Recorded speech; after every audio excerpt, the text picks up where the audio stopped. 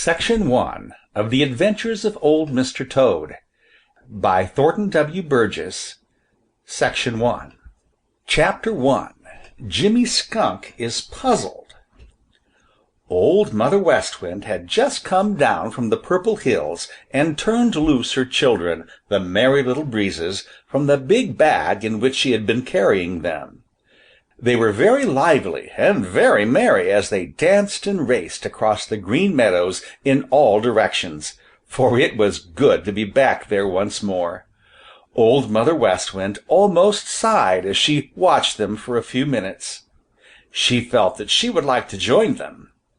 Always the springtime made her feel this way, young, mad, carefree, and happy. But she had work to do. She had to turn the windmill to pump water for Farmer Brown's cows, and this was only one of many mills standing idle as they waited for her. So she puffed her cheeks out and started about her business. Jimmy Skunk sat at the top of the hill that overlooks the Green Meadows and watched her out of sight. Then he started to amble down the Lone Little Path to look for some beetles. He was ambling along in his lazy way, for you know he never hurries, when he heard some one puffing and blowing behind him. Of course he turned to see who it was, and he was greatly surprised when he discovered Old Mr. Toad.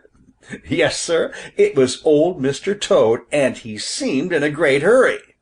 He was quite short of breath, but he was hopping along in the most determined way, as if he were in a great hurry to get somewhere. Now it is a very unusual thing for Mr. Toad to hurry. Very unusual indeed.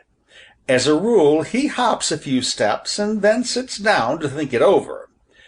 Jimmy had never before seen him hop more than a few steps unless he was trying to get away from danger. From Mr. Blacksnake, for instance.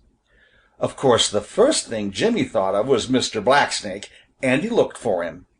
But there was no sign of Mr. Blacksnake, nor of any other danger.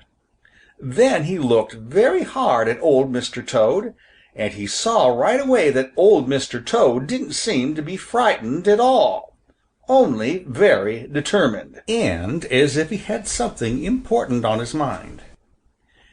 "Well, well," exclaimed Jimmy Skunk, "whatever has got into those long hind legs of yours to make them work so fast?"